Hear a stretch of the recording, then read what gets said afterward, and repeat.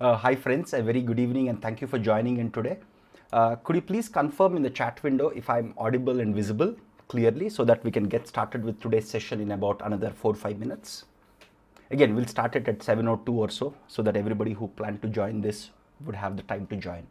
So could you just confirm that in the chat window? Again, if you're not seeing the chat window, just refresh the page and you'll be able to see the chat window. I'll wait for your confirmation while we get started with today's session. Again, I have the chat window open on my phone also in case I'm not able, I'm showing something on the screen. Cool, all good, very good, very good. So very good. So anyway, we'll get started in another 5 minutes or so.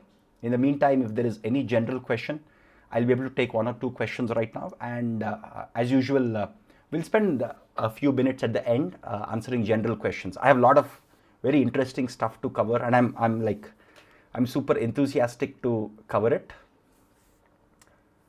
So recommendation systems in production, good question, Prakhar.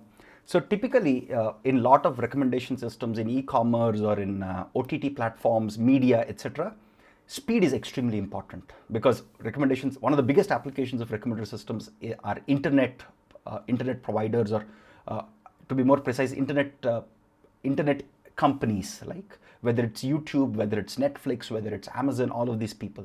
So latency is the biggest constraint. So while people do use matrix factorization based methods and also some deep learning methods, they are models trained offline. So typically the way it works is they retrain these recommender system. Again, there are a lot of pieces to it. I'll give you a quick overview of things.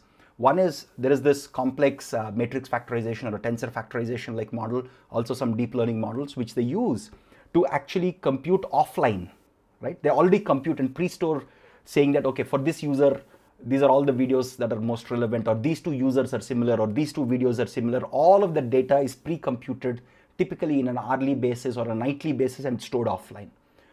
And when online has to happen, for example, you're watching a video on YouTube, okay?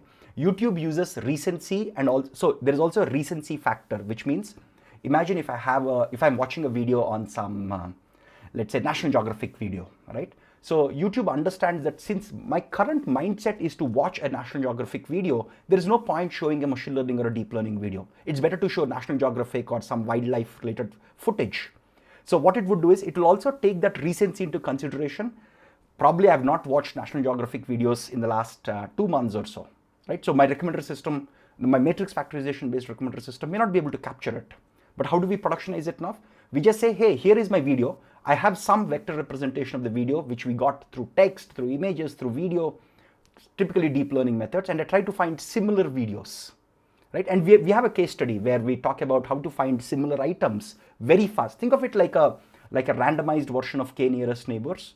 And we have a case study on our YouTube channel. It's a 4-part case study on how to find semantically similar questions or semantically similar text in a huge corpus of text.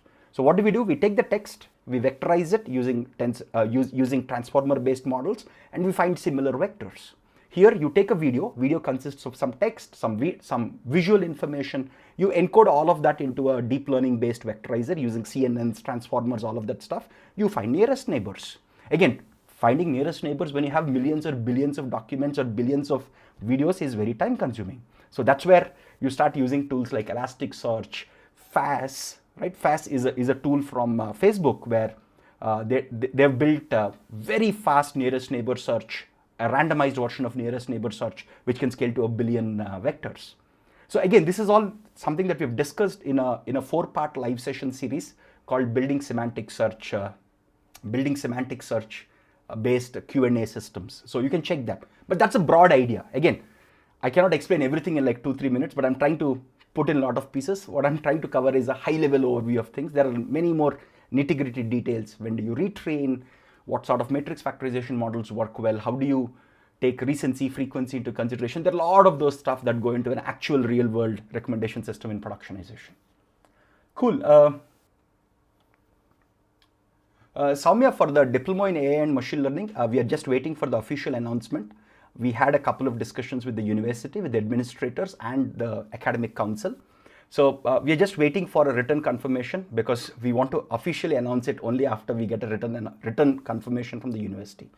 So we will have a diploma program surely in the second half of the year. We'll have the next batch in the second half of the year. We are waiting for confirmation. As soon as we get a written confirmation, we'll announce it. We'll set up the whole portal for your application process, just like the last time. We'll announce it officially on our YouTube channel. So just give us some time, because it's better to not announce without having a written confirmation. That's very, very important. I mean, that's basic process, right? So Hemant has a nice question. Why is ML ops so hyped? Because it is hard, and there isn't enough skill set in the market. Every time in a marketplace, wherever there is a supply demand gap, people will hype it up, because there are very few DevOps engineers who can do ML ops because they don't know machine learning systems and machine learning processes. There are very few data scientists and machine learning guys who can actually do ML ops because they don't know DevOps, right? Because a lot of people have not actually built end-to-end systems, productionized it, maintained it, run it for a few months. There are a lot of people who have not done it, unfortunately. So the reason ML ops is so hyped right now, there are multiple factors. One is there is a supply demand gap. There aren't enough data scientists who know ML ops. There aren't enough DevOps people who know ML. So that's one part. Second is a lot of the large companies are actually building frameworks like Kubeflow from Google, which works very well with GCP. Similarly, Azure Machine Learning from Microsoft, Amazon AWS SageMaker. All these tools are being marketed, are being hyped up, saying that this will simplify your ML ops, which they do to some extent. Let's be honest there. They simplify what used to take like 6 months to build. Now we can build it in 1 month. But still, there is a learning curve to all of them. For example, we have done 4-part live series sessions for our course enrolled students on how to actually set up Kubeflow, how to build pipelines, how to deploy models, how to productionize everything on Kubeflow. It took us literally like 8 hours of live sessions because we want to explain every nitty-gritty detail of it, right? It's important to know them. And data scientists going into job market right now, people are expecting, even interviewers are expecting, some of these interviewers themselves do not know ML ops, but they expect people to be equipped with it, or at least to have the skills to learn it, because that will become important. You can't say, hey, I will train a model and I'll say, hey, I've done it. No, you have to put the model into productionization, deploy it, show business value. That's very important. That's something that has been ignored for a long time. Now it's surfacing because there are some machine learning projects where people have built models 6 months back. There is no business impact, and managers and administrators and business people ask, hey, you've done all this, where is the result, right? So that's why I think ML ops is given importance now. So Sridatta has this question, which is, will Diploma give more job opportunities compared to enrolling in applied AI course? Again, your job opportunities depend mostly on your skills. If you don't have the skills, it doesn't matter what you enroll in, you will not get a job. That's as simple as that. What the diploma program gives is, it gives you academically verified UGC accredited credits. Like, the diploma is approved, the diploma is run by one of the top research universities in India, and it is backed by University Grants Commission, which is Government of India. If you complete applied AI course, the certificate that we give is not backed by Government of India, right? So that is a rigorous academic accreditation on top of your skills. So it's like saying University of Hyderabad saying, hey, this guy has done very well. He got first class with distinction. And that is like solid accreditation. So those of you who are looking for accreditation, the diploma program is much more appropriate. Those of you who are like, I don't care, I want to just learn skills, I don't care about academic degrees, applied AI course is still a very good fit, because there is significant overlap in the concepts that we cover in both of them. Of course, in the diploma program, because of its academic nature, there is some more academic concepts that we cover. In applied AI course, we have complete freedom to choose and teach whatever we want. While in the other case, we work with the faculty members at UOH and the academic board at UOH on deciding what is the right mix of academia and industry. How to debug ML models? Sorry, we'll answer that question in today's session. Hey guys, I just forgot. It's already 7:06, so let's get started. So I'll start sharing my screen quickly. Can you confirm if my screen is visible? Just give me a second. Okay, so give me a second here. Hey, is my screen visible? Can you confirm in the chat window? Did I change it? Yes, I changed it. Okay, so we'll get started. So let's get into the core of the discussion. It's 7:06. As usual, we'll spend some time at the end of this session answering your general questions. So there is, again, the way we will cover this is, we will spend about 90 minutes. I hope 90 minutes would be sufficient to cover most of the concepts here. Again, this is more about a strategy to improve machine learning systems. We will not be able to go deep into each of these concepts or each of these techniques in depth, because we are assuming you know some of these by default, because you're trying to now improve your models. We're assuming you know how the models work, you know some of the basic statistics. So that's the fundamental assumption that we are making. So you can think of it as a guidelines on how to actually continuously improve your machine learning systems. Of course, to improve, we'll also debug these machine learning systems and work out.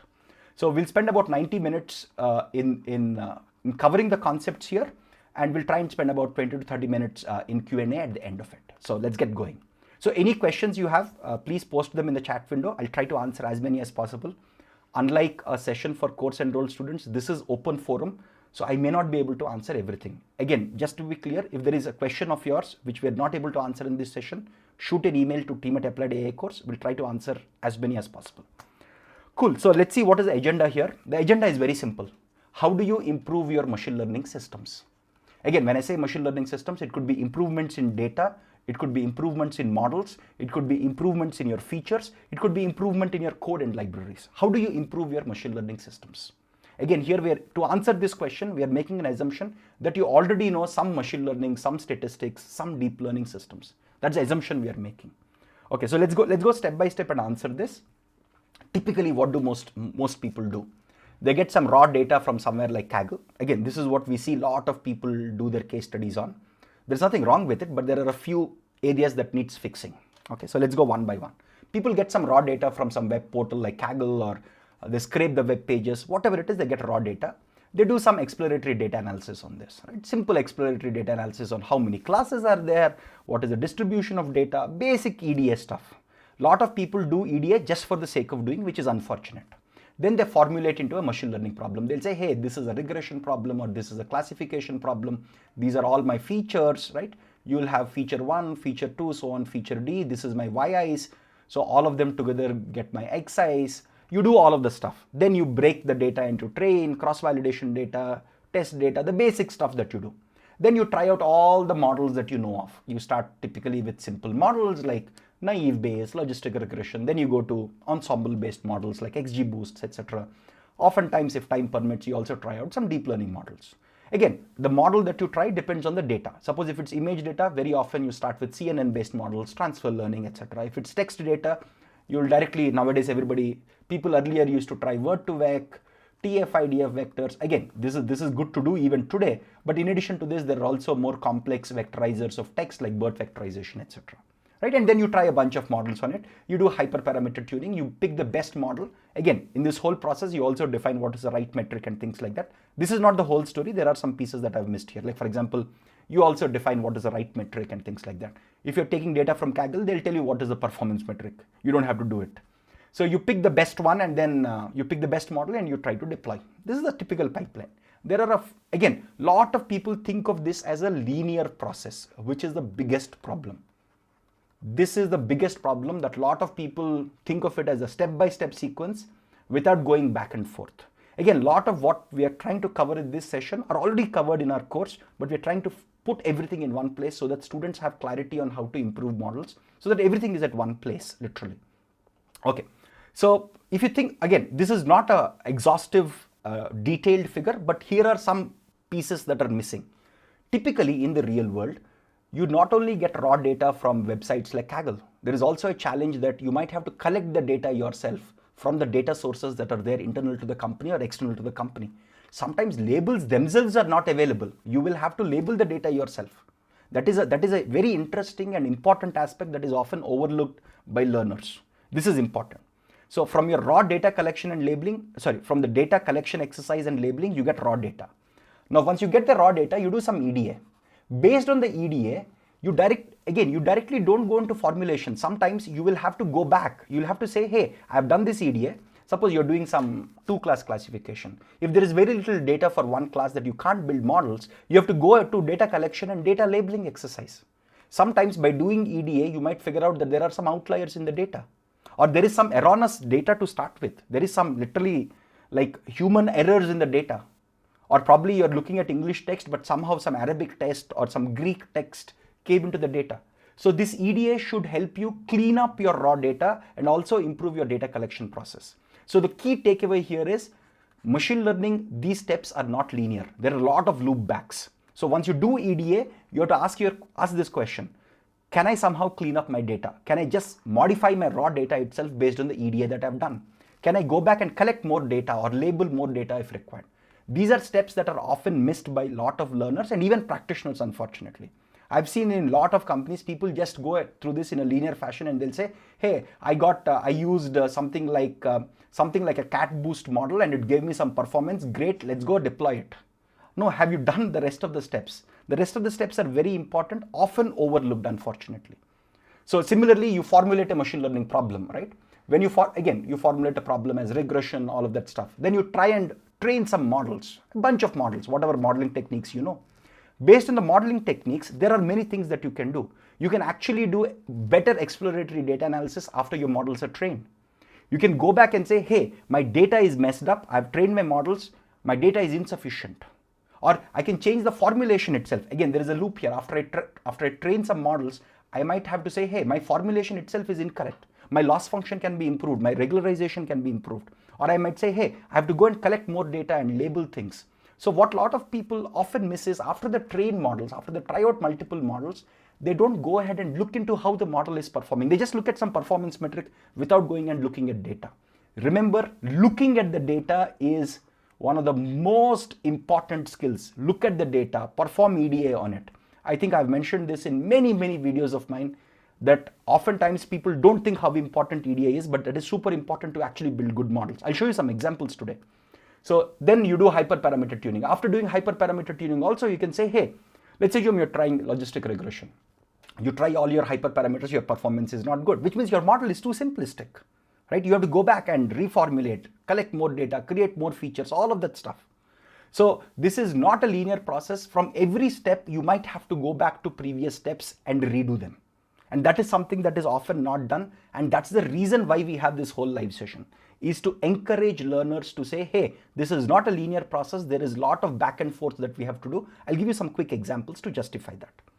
First and foremost, if there is one big takeaway for you from this whole session, it is this. Always look at the errors that your models are making. I'll give you some simple examples. Most often, this is not done. Right? Simple question. Like I do this in I do tons of interviews at Applied Roots and Applied AI course. So somebody says, hey, I've trained a very complex model and this is how it works. I ask them a very simple question. You're saying you have these many false positives, these many false negatives. Can you tell me what sort of cases is your model failing? They don't know. They say, hey, my model has an AUC of 0.9 and I'm super happy with it. I'm like, great, that's very good. But why is it not 0.98? Can you tell me? Imagine it's a simple binary classification task, right? So this is your confusion matrix, right? True positives are good, true negatives are good. Why do you have false positives and false negatives? What is happening here? Can you tell me what is exactly happening here? Why is your model that you fancy so much failing here? What is wrong there? So oftentimes people don't look at the errors. Again, false positives and false negatives are the errors that your model committed if you're looking at a binary classification setup. Now the question that you have to ask yourself is what are the errors? So a simple thing, if you think of FP as a set of all the points which are false positives and Fn as a set of all the points which are false negatives, please look at the data. Again, please look at the raw data. So let's assume you have some points in this. Look at what are those points? Why are those points not behaving as you expect? Why are these points not behaving as you expect? And this can take you into multiple directions. Let me tell you some of the very important directions it can take you. One thing you can say here is that there are outliers in the data. Like most of these false positives and false negatives are basically outliers. And how do we detect outliers? I'll just explain that in a couple of minutes. But it could be just outliers in the data which are misbehaving. It could be a problem in your featureization code. You've written some featureization code and there is a bug in your featureization code, right? Or it can tell you that, okay, this model is too simplistic and we will have to go into more complex models. This will come into bias variance trade-off that I'll again touch upon a little later. Or it could be that there are human errors in the data labeling. This happens a lot, by the way. You might think that this doesn't happen. It happens a lot, especially with image data, text data, all of that stuff. So again, human errors is part of data quality issues, right? For example, imagine you're assuming that your whole data is actually English data. But what if because of some human error or because of some computational error, there is also some Greek text which seeped into your data? That's a data quality issue.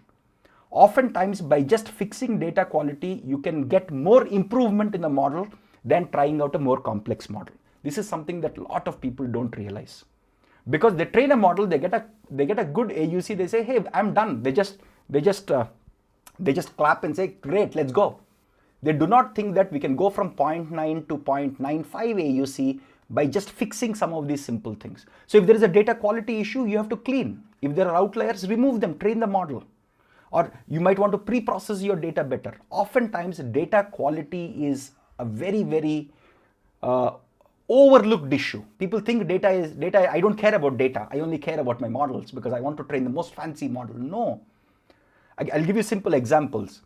In my own experience working at some of the internet companies, by just cleaning the data, again, nothing else, we did not touch the model. A lot of times what happens in the real world is, okay, let me give you an example. Again, I can't name the exact product this is part of, but we had a system where we were using like a random forest model, right? To do some, again, this is for a large e-commerce company. And the random forest model, everything is productionized, large scale systems have been built, like distributed systems have been built. So there is a whole data pre-processing pipeline, right? So there is a data processing pipeline. Of course, there is raw data somewhere sitting here, right? In some warehouse or in some HDFS. There is some pre-processing, training, and then all of this. So again, remember, what is the cost of changing this model? If you want to go from random forest to GBDT, it's not trivial because a lot of other things need to be changed accordingly. So in a real world actual system that I have personally worked on, not just one, but multiple systems, by just fixing the data processing pipeline, by saying, hey, here are all the places where my model, here are all the false positives and false negatives, let's go and understand what's exactly happening here. That sometimes went into saying, hey, your featureization is messed up, or your data has outliers while your model is not accounting for it. There are human labeled errors a lot of times. Simple data quality fixing can improve your model performance comfortably. I mean, if I have to make a good guess, you can easily get 10% lift in improvement with the same model. I'm not changing the model. By just fixing the whole data pipeline, the data quality issues, you can easily get more than 10% lift in most situations. Again, when I say data pre-processing, it could also mean featureization of data. How are you featuring the data? Is the featureization of data apt for a random forest or a tree-based ensemble? Because for different types of models, different featureizations work better. Imagine if you have categorical data, how the way you featureize categorical data for a random forest model, the ideal featureizations are different for a random forest, it's different for a logistic regression model. So all these are part of data processing before the model, right? So this is something that is often overlooked. If there is one takeaway from this whole session, this should be the most important takeaway for all of you. I'll touch upon each of these in lots of detail in the sections below. So you might say, hey, you want me to do, you said you want to analyze all the errors. You want to look at all the errors. How can I do it? Think about it like this. You can do simple data analysis, exploratory data analysis, techniques from statistics, techniques from probability, techniques from simple plotting. You can do data analysis or exploratory data analysis on errors. For example, for every point, you can have EI, which is the difference between yi and yi hat. Again, this difference could be like a squared loss, or yi might, it could be a squared loss, it could be difference in these probability values, whatever difference, whatever measure you want to use. Again, this differs whether you have a regression problem or a classification problem, right? Whatever is the difference between your actual class label and or actual output and the predicted output, let's call that as EI. That's the error that the model is making. Simple things that you can look at is, look at the distribution of all the errors. If you see the distribution, it's very easy to find extreme points using techniques like interquartile range, right? Simple techniques in basic probability theory, right? You can easily discover outliers in these errors, and if there are some points where the errors are significantly high, that means those points are misbehaving. Now go ahead and look at what those outliers are. It's very simple to do it. It's literally like one step, right? Look at all the errors, look at outliers in the errors. You can get outliers by drawing the distribution of data or using non-parametric techniques like quantiles, IQRs, and things like that. Similarly, look at the neighborhood of the erroneous point. Suppose, imagine if I have a point xi whose corresponding error I is high, let's assume. Look at all the points in the neighborhood. How do you get the neighborhood? Very simple. Just do a k nearest neighbor, get some 20 neighbors from it, and see how is the neighborhood looking like. What are all the points around this xi? If this is your xi, what are all the points in the neighborhood looking like? Is this point very different from the neighborhood of points? That means, yes, there is something crazy here, so it's better to remove this Again, the lesson here is if there is an outlier point or a point which is very different from the neighborhood, get rid of it in your training, right? Your model surely will improve. Again, you can, if you have high dimensional data, you can also visualize using techniques like t-SNE. So what you have to do for analyzing these errors is to perform exploratory data analysis, simple statistics, simple plotting techniques on the errors. It's as simple as that, right? So similarly, look at this. What you can do now is, suppose you have trained your model and you have evaluated model, you got errors. By using these errors, you can go back and featureize your data better. If you have outliers, or if you have some crazy points where there is a data quality issue, go back, featureize the data, remove some crazy points. If there is a data quality issue or a human label issue, just remove that and retrain your model, right? So you can, again, you can also see that, okay, maybe the model is making more errors on one class and less errors on other class. That means that means you should label more of this data. Maybe there is a data imbalance because of which the model is not behaving as you expect on one class. Collect more data, label more data. So all these analyzing errors of your model, when I say analyze errors, I'm saying look at the data points where your models are committing errors. Look at the raw data. Again, looking at the raw data is the super most important thing. Of course, you can't look at all the data. So look at data where the errors are high, right? Or the value of the error, EI, is high. That will help you featureize better. That will help you get better data quality. It will help you collect more data and label more data. This is one of the most important things. Again, most of the techniques that I'm discussing here are model agnostic. Your model could be anything. Your model could be a classical machine learning model. Your model can be a deep learning model. The same thing, all of the strategies that I'm going to discuss here, at least most of the strategies that I'm discussing here, you can apply it on tabular data, on which mostly is classical machine learning models like boosting, random forests, ensembles, they're very popular. Similarly, you can do it on, if you have text data, where transformers are most often used, or if you have image data, you can do all of this. So most of the strategies that I'm going to discuss here are completely model agnostic. Like analyzing the errors is a model agnostic technique. I'll show you some real world examples where things can be improved significantly. Again, this is extremely useful in a majority of cases. As I told you, if I have to make a guesstimate, you can easily get a 10% lift by just looking at errors. This is one step that I would recommend anyone, whether you're a practicing data scientist or you're a learner, please do it. Very, very important. Again, you should also document whatever you're doing. This is very helpful. Again, if you're building a self-case study of your own, or even if you're documenting this for your team and colleagues, all the errors where the data itself, again, because you found these errors, document it, as it gives you valuable insights, not just for you, but for the rest of your team.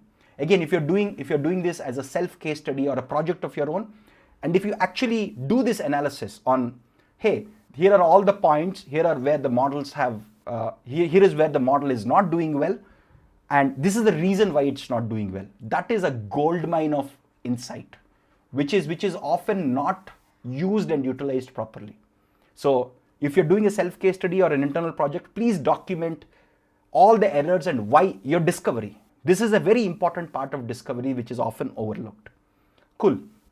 Now there is this whole topic of discussion more recently in the last 6 months called data-centric AI and model-centric AI. Again, thanks to Professor Andrew Ng, who has coined some of this and made this an important discussion point. But let me give you the other side of it. Okay, let me explain what is data-centric AI and model-centric AI. The data-centric AI says, fix the model, improve data. The model-centric AI says, fix data, improve models.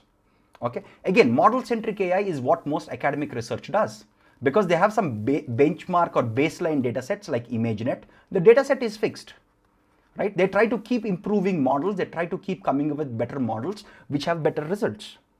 But data-centric AI is something that industry has been doing since I have joined the industry, and I'm sure even before that.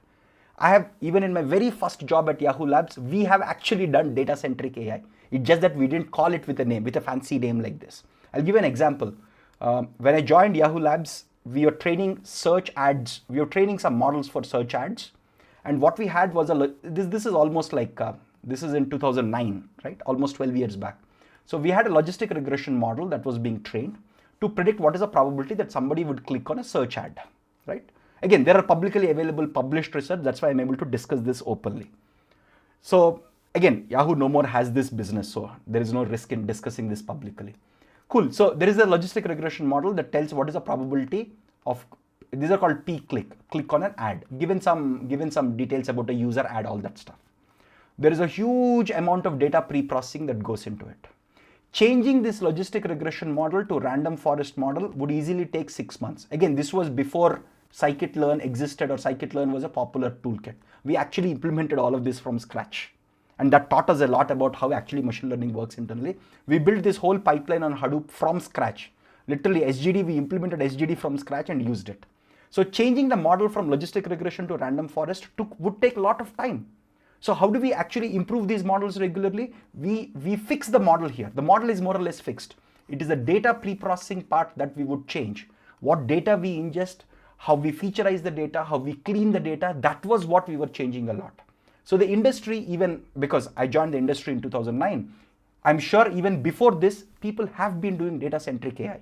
Unfortunately, when people did data-centric AI, they could not get research papers into publication, and hence most people do not know about it.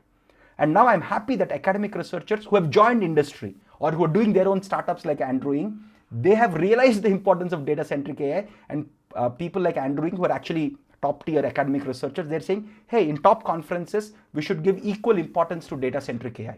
I'm happy that the academic research community is waking up to the reality of how industrial AI was always done, at least to the best of my knowledge, right? So while model centricity is important to some extent, so is data centricity.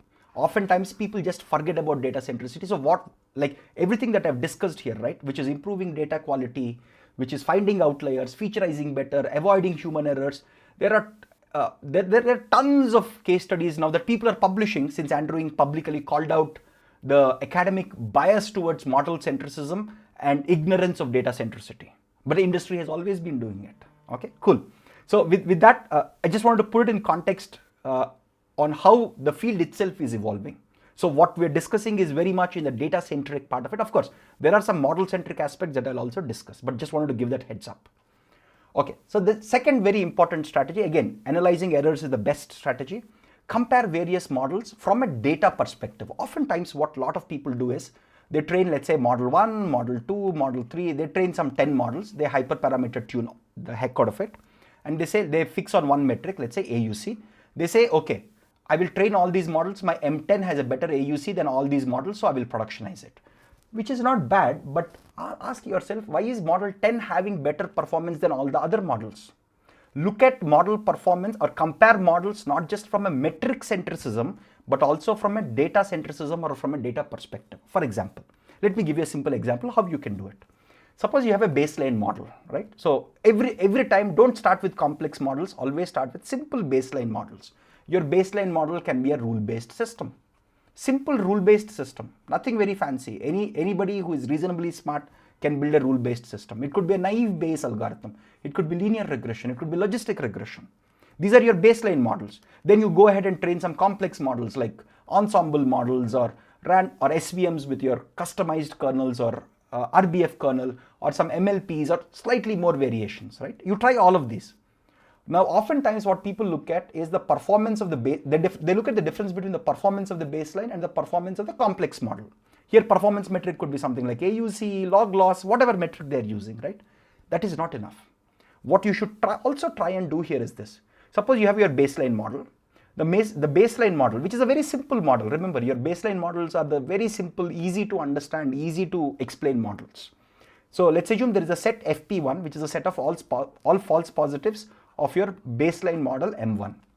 Fn1 is the set of all the false negatives of your model, of your model 1. Similarly, you have a complex model, let's call it M2. Take FP2, Fn2. They're all errors made by model 2. Now look at these sets. So look at set FP1 and look at set FP2, right? How much do they overlap? See, again, based on the amount of overlap, you can be smart about how the baseline model is comparing with this. There are some cases. Imagine if your FP1 is like this. Imagine if your model is like this. For example, this is your FP1, this is your FP2. This is like the best case. This means that the errors that the complex model is doing are a subset of the errors that the simpler model is doing, which is very good, which means all this region you have improved. You have avoided these false positives. Similarly for false negatives. On the other hand, imagine if you have an overlap like this. This is your false positives due to a simpler model. This is your false positives due to a larger model. So there is some overlap, but what is happening here? Look at the data that is here. Ask yourself, why is my complex model messing up here? Is it because of some featureization problem? For example, imagine if this is a random forest or a GBDT, have I messed up some featureization? Or imagine if this is a multi-layered perceptron, have I normalized the data better for this? So again, you should always look at this and ask yourself, why is this model not performing well on that? Again, the answer you can only find by looking at the raw data, by looking at the featureization process, by doing EDA on these errors. This is also very helpful to give you a better and deeper perspective on why the complex model is performing better than the baseline model. Simple sets, just analyze the data, look at the data. This is very, very helpful when, again, this will also help you justify why you're going to a complex model than a baseline model. And is really your complex model better than the baseline model? Imagine if you have a setup like this, right? Okay, let me just, So let me draw it like this, right? So imagine you have something like this. These are all the false positives on the baseline model. These are all the false positives on the more complex model. The overlap is significant, right? Which means, okay, most of the errors that we see, most of the false positives we see in complex model are same. So all these areas, the complex model has improved. There is this area where it is still not improved. Go ask, what are the points here? Maybe there is something crazy about the points here. Just get rid of them or modify them, featureize them better, right? So looking at the raw data is the key. Here we're looking at it as a comparison between two models, the baseline or complex model. Again, you need not always compare baseline with complex model. You can compare two complex models also like this. It's very helpful. The third suggestion that I would make is, please look at confidence intervals instead of point estimates of performance of any model. Again, this is, so a lot of times people are fixated on, okay, I'll give you an example, right? Imagine this is your total data set. You have broken up into D train plus cross validation and D test, two random sets, okay? So let's assume 80% of your data is train and cross validation. You can do multi-fold k-fold cross validation here. 20% is your test data, let's just say. Now, let's assume there is a model M1. Let's assume accuracy is our metric. So accuracy of M1 is, let's say, 68.2%. Accuracy of M2 is 69.1%. Because of competitive machine learning platforms like Kaggle, where even the fourth decimal place difference or the third decimal place difference could be the difference between a topper and somebody who is a 100th ranker. So people are too much fixated on the point estimates. Now, just because of this, can you really say M2 is better than M1 always? No, it's not.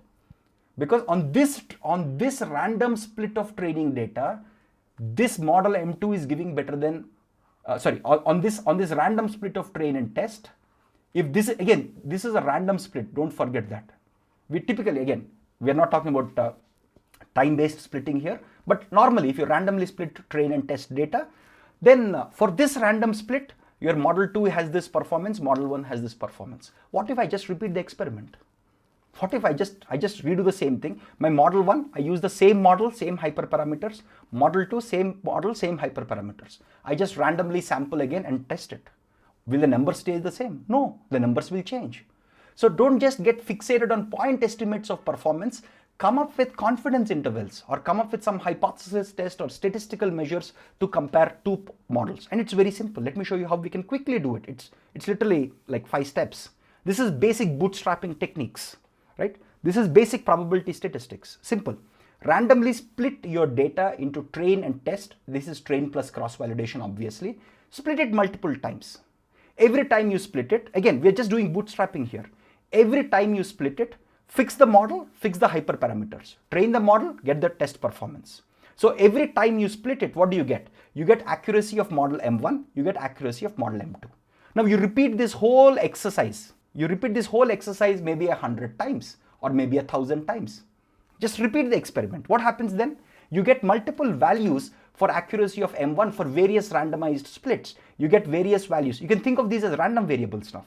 You can think of them as a random variable, this as a random variable. You have some observations corresponding to it for various random splits of data.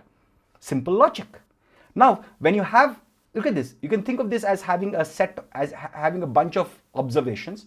If you do this 100 times, you'll have 100 observations. If you repeat this bootstrapping exercise 100 times, you will get 100 observations. Now, plot the confidence intervals on this.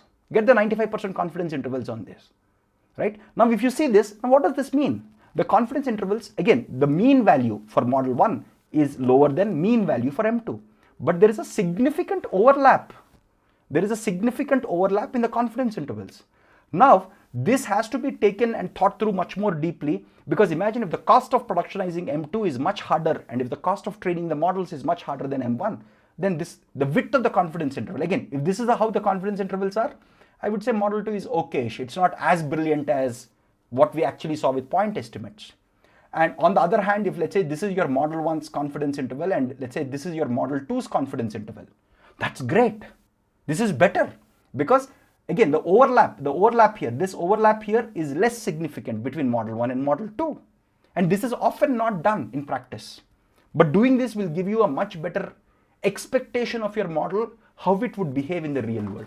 So it's better to move away from point estimates of performances to confidence intervals. And you can do it through simple bootstrapping. There are no assumptions about distributions made here. Bootstrapping is a non-parametric technique. It works. It doesn't matter what is the distribution of this random variable or what is the distribution of this random variable. It works brilliantly well. Another technique that you can do here is plot the PDFs.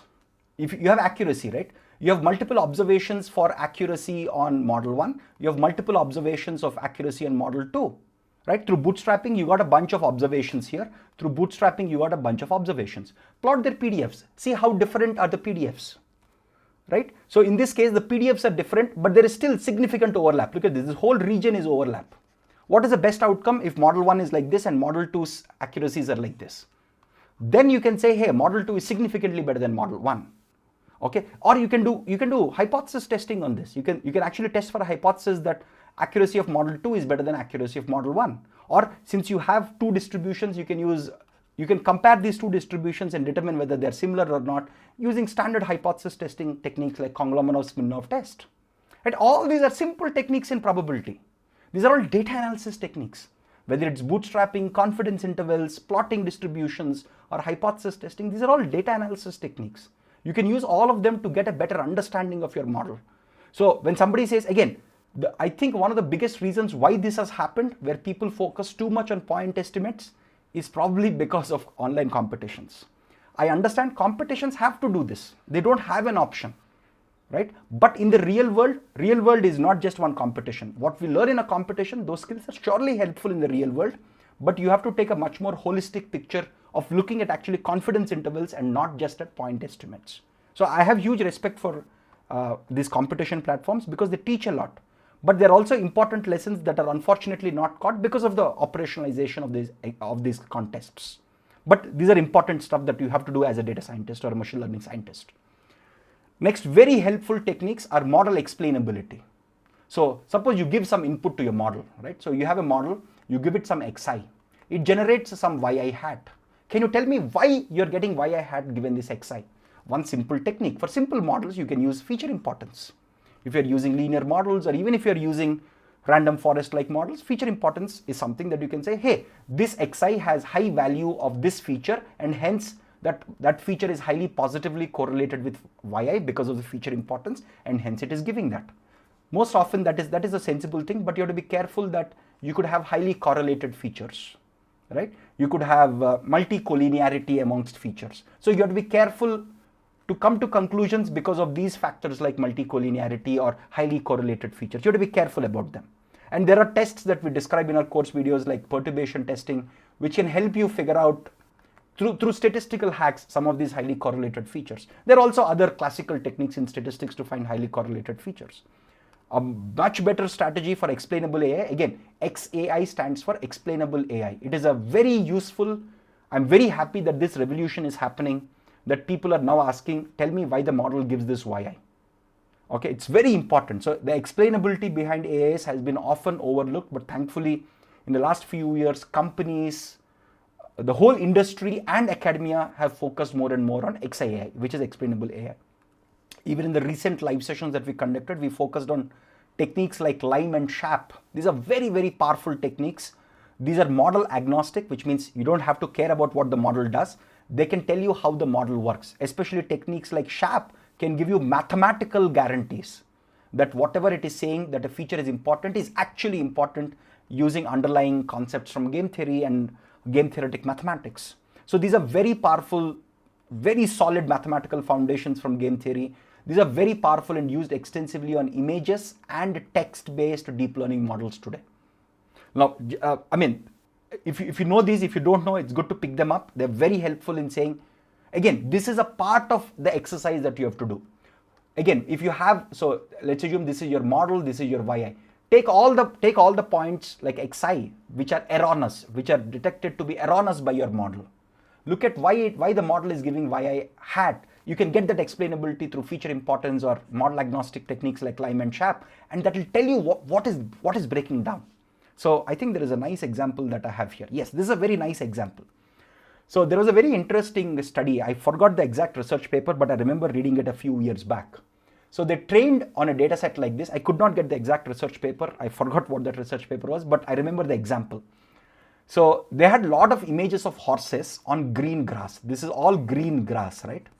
Their whole training data, all the horse labeled images had green grass. So the model doesn't know what is a horse. The model just uses the data. So the deep learning model, which is a convolutional neural network model, basically learned that wherever there is grass, it is a horse. And how did people figure out? People just figured out by using techniques like Lime and SHAP. Again, Lime is from 2016, if I'm not wrong. Yeah, SHAP is from 2017, 2018 research papers. So when people applied techniques like Lime, it started showing that the reason this whole image is classified as containing a horse, it would highlight, typically Lime-like techniques highlight and say, hey, it is because of this region, it is because of this region that we are calling that there is a horse. It will tell you because of which patch of the image are we calling this a horse. When people debugged, so they got some errors. So there were some pictures of grass which did not have a horse, which were classified as horse. So all those erroneous images, when they debugged it using Lime, they discovered that there is a mess up. So then they cleaned up the data. They just introduced new data saying of getting pictures of horses where there is no grass. In other cases, they took existing images, they removed all the green patches and retrained the model performance improved. This is about simple data cleaning. Again, these are stuff that are not in your control, but you can fix them using techniques like interpretable or explainable AI techniques. Again, this is a very nice diagram from the Lime research paper itself from 2016. Suppose imagine you have a picture like this. This is the original image. So when this original image is classified into multiple classes, so this original image is classified into, it says in this image, I see all these objects. I see an electric guitar, I see an acoustic guitar, I see a Labrador. Now Lime, using very simple techniques, it can say, hey, in this image, I'm giving you three class labels to this image. One is that the probability that it has an electric guitar is 0.32. This probability is 0.32. This probability is 0.24. This probability is 0.21. Now, if you ask it, why did you say that there is an electrical guitar? It will highlight all the regions that it has seen. It says, because of these pixels, I'm calling it an electric guitar. Right? And it says, I'm calling it an acoustic guitar because of these values. Again, this is not an acoustic guitar. This is not an electric guitar, I guess. Again, I'm not a music expert, but I think this is an acoustic guitar. Most acoustic guitars have this sort of structure. Electrical guitars have a different setup. So it's saying, I think this is an acoustic guitar because of this structure, because of this region. And it's saying, I think this is a Labrador because of these pixels, because of these regions. Now you know, again, look at the probability values. The probability values are very close, 0.34, 0.32, 0.24, and 0.21. Now, if you debug this, you'll say, hey, this is not a regular image. There are no Labradors with hands which play guitars. So in your training model, using Lime, you can discover these facts. You can actually discover those patches in the images or those blocks of the images or those super pixels, reasoning why you got this class label, and that can help you improve your data quality. Again, all of these are to improve your models, to improve your data, to improve your processing, right? So again, there is a whole area called error analysis, which is often studied in academic research. Again, let me explain you what error analysis is. Okay, this is different from analyzing the errors which the model committed. That is different from this. Error analysis is slightly different from it. So imagine, again, this is a classical technique. So I'll take an example of a classical, not a modern deep learning system. When there is text, people would first decompose it into words. For each word, they would give like a POS. POS basically says what is the, I almost forgot what these techniques are because they're no more used in modern deep learning. This is your parts of speech. Okay. So for every word, it would say, hey, this is word 1, this is word 2, this word is a noun, this word is a verb. So this is called parts of speech. Now using parts of speech, they do something called as parse trees, where a sentence is broken down using concepts in computational grammars. Again, this is something that students learn in computer science in something called as compiler design. Again, this is classical natural language processing. This is used less and less often nowadays because of modern deep learning. So in classical deep learning, people took text, broke up into words, got parts of speech, and then parse trees on top of it. Finally, they trained the models on the parse trees. Now, the typical, again, look at it, it's a multi-stage approach. You're not training the model on raw text data the way you do in deep learning systems. So there is one model here, let's call it model 1, which is tagging the parts of speech. There is another model 2, which is creating the parse trees. Again, these models could just be rule-based systems. Again, there is a model 3, which is the actual machine learning model, right? Classical machine learning model. Let's assume your model has a performance of 60% accuracy. Suppose you want to classify this into 2 classes, right? Positive sentiment, negative sentiment, and things like that.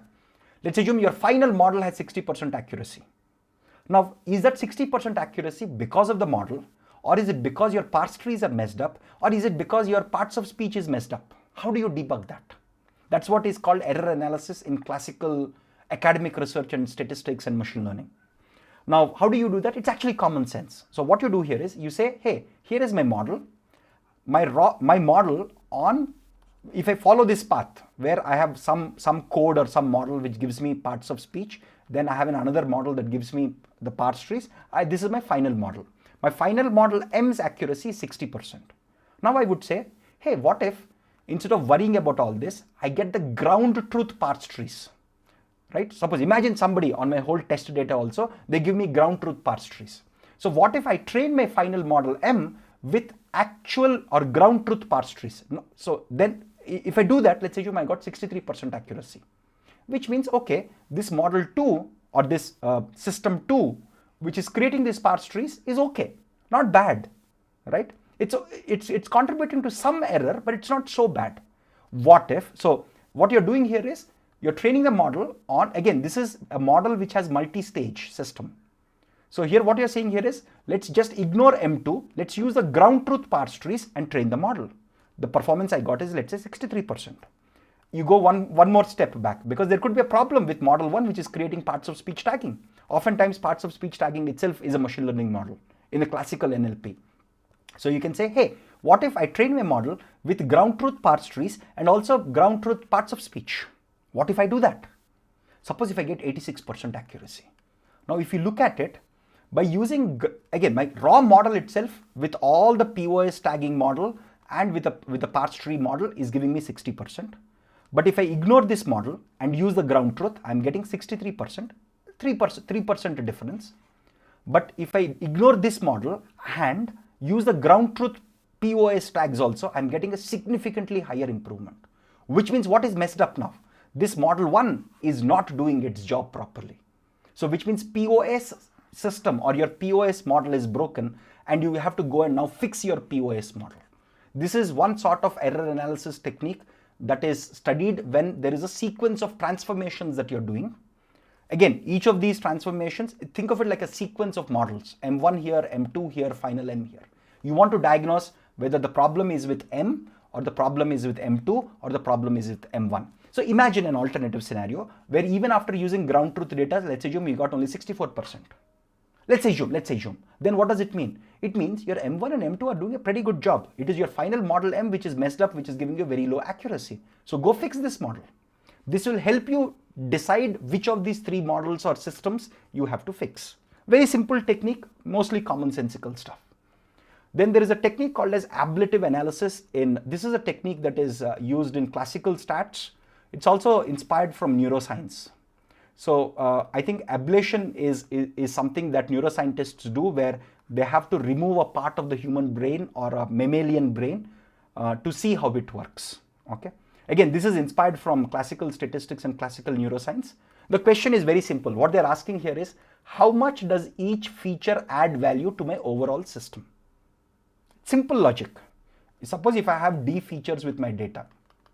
Suppose if I have D features, how much value does each feature add to the overall system? How do you measure that? It's very simple. It's mostly common sense. You fix the model. Let's assume you trained a GBTT model with some hyperparameters. Fix the model. Remove one feature. Let's say FI. Now you compare and say, hey, with all the features versus removing one feature, what is my performance? Simple. That's how you can tell how important is a feature in the context of a model. Okay, this is one way to do it. Now, of course, you can also use other techniques like LIME, etc. to get or better still, you can use techniques like SHAP, which gives you mathematical guarantees on how valuable a feature is. Right? Of course, SHAP takes time to run, but it's still like statistic with actual mathematical guarantees. It works really, really well. Now, to give you a simple strategy, let's assume we have a final model M. Let's assume the model has 96% accuracy.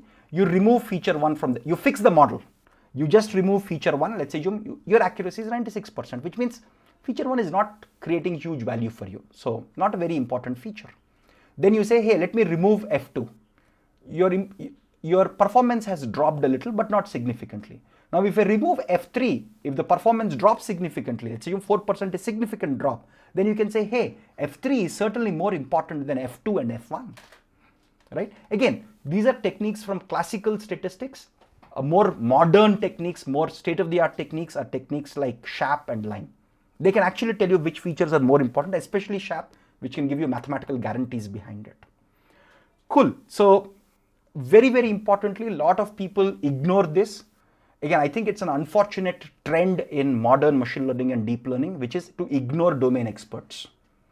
Please don't do that. They have built their expertise. They have seen the real world for decades.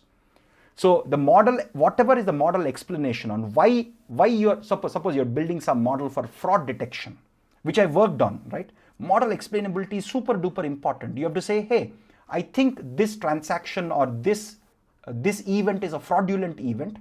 You have to talk to domain experts, which are mostly banking and financial services experts, or these are people who have worked, like I worked with domain experts who have worked on fraud detection on e-commerce websites for like 15, 20 years. They've been there from the very early days of e-commerce itself at Amazon or elsewhere. Those guys have literally, they're a gold mine of domain expertise. You can't even imagine their knowledge. They've seen so many cases that you cannot imagine. So please don't ignore domain experts. Give your model explainability, talk to them, respect their knowledge, sit with them. The most important strategy that works there is collaborate with them, show that your model's explanation is coherent with their domain expertise. There will be some things, there will be, for example, the domain expert doesn't know everything. He also knows that, she also knows that. Let's assume these are all the observations that the domain expert tells you. This is what your model tells you. If this overlap is more, the domain expert will trust your model. If the model says, hey, this feature is the most important feature, this is why we called somebody fraud, and if the domain expert agrees to it, great. But there will also be some areas where the domain expert probably has never encountered, right? So it's your job to collaborate with them, to talk to them and say, hey, I'm also observing this. Do you think this makes sense? Talk to them, discuss with them, collaborate with them. There will also be a lot of stuff that the domain experts know, which your model may not capture because you have not designed features based on that. So the most important thing is domain experts are one of the best and great sources for new features. I have seen this in practice. I've actually sat in like tens of hours of discussions with domain experts saying, guys, please teach us because we want to learn. And this also helps you earn the trust of domain experts and to be able to deploy these systems with more trust. We got actually some fraud detection models get deployed very, very quickly because of this whole approach to fraud or anything where model explainability is important. It could be in healthcare, it could be in banking and financial services, where you have to talk to domain experts like doctors, fraud researchers, right? Legal experts and things like that. So this is something that is often overlooked. I just wanted to call it out. Now, another thing is feature engineering, right? There are tons of ways of doing feature engineering. There is no one right way. So one of the best ways I know of doing feature engineering is to drive the feature engineering using the errors that your model has made. Suppose if you see, let's say, some data point, which is perfectly all right. It's not an outlier. It's not an anomalous point. There is no human error. There is no data quality issue, but still your model is not performing well. Then you should ask yourself, hey, if I try a different featureization, if I try a different featureization hack for this XI, would it work? That is, again, all the points which are actually erroneous, which are not which are not some data quality issues. They are a gold mine to create new features. Superb. So all this tells you is, okay, this XI is sensible, it is perfectly all right. So can I add a new feature, let's just call FJ, which will help me in classifying this XI better, or points like XI better. So this, again, this helps you a lot. Errors are a great way to drive your feature engineering. Obviously, another best thing is talk to domain experts. Always do the standard hacks. There are the standard hacks that we describe extensively in our live sessions, in our course videos, like you bin the features, do standard feature transforms. Again, there are tons and tons of transforms, from log transforms, boxcox transforms. Binning itself is a form of transform. If you have time series data, I mean, do all sorts of transforms like Fourier transforms, do combinations of features, right? Which is also a form of transform, literally. So these standard hacks also help you to some extent. They're not always the biggest value creators. The biggest value creators come from designing features based on errors on sensible points and talking to domain experts. These standard hacks will give you like 1%, 2% lift. But analyzing the errors and fixing it can give you like 5% to 10, like 5 to 7%. Again, these are rough numbers that I have seen, I have observed, and many of our teammates and mentors have also observed in our own experiences. Domain experts, there are cases where domain experts come up with one feature and that will improve the model performance by even 20% sometimes. Okay, so these are all feature engineering hacks. Please drive your feature engineering through domain expertise and errors that the model has made. Another couple of simple strategies here. How do you formulate your machine learning problem? Again, most modern machine learning problems, not all, but most of them can be written as an optimization problem with some objective, right, and some constraints. And what do? We take these constraints using Lagrange multipliers and make it a whole problem. That's how we solve it, right? That's how optimization problems are formulated. What is the difference between an SVM and a logistic regression? If you think about it, it's very core. If you think about it from an optimization standpoint, an expert in numerical or mathematical optimization says, guys, all the drama that you're saying between logistic regression and SVM, you're just changing log loss with hinge loss. That's all. If you're using logistic regression with L2 regularization, SVM with L2 regularization, you're just replacing log loss with hinge loss. That's all. Of course, there is this whole advantage of having kernels, all the Hilbert space, all of that drama is there. But from a pure optimization perspective, this is all it is. An optimization problem is what is getting solved through your stochastic gradient descent or variations, right? So ask yourself, can I change the loss or can I change the constraints? When I say constraints actually go in as regularization, right? In most machine learning, what do you have? You have loss plus some hyperparameter times regularization. This regularization basically comes because of constraints. Because of constraints, your constraints become regularized, or constraints get into the optimization problem. One of the ways of getting in is regularization, not always, one of the ways. Okay, so you have your loss as usual, simple formulation, right? So think about how you can change the loss. Why are you stuck on just hinge loss and why are you stuck on log loss and hinge loss? There are other loss functions. If you want to build a robust model, there is something called as a Huber loss. Play around with it. I have done this in real world. When the data had a lot of outliers, Huber loss gives significantly better performance than any of these other losses. Add more constraints based on the problem. Right? If you think your model is overfitting a lot, just add tougher constraints on the problem, like elastic net.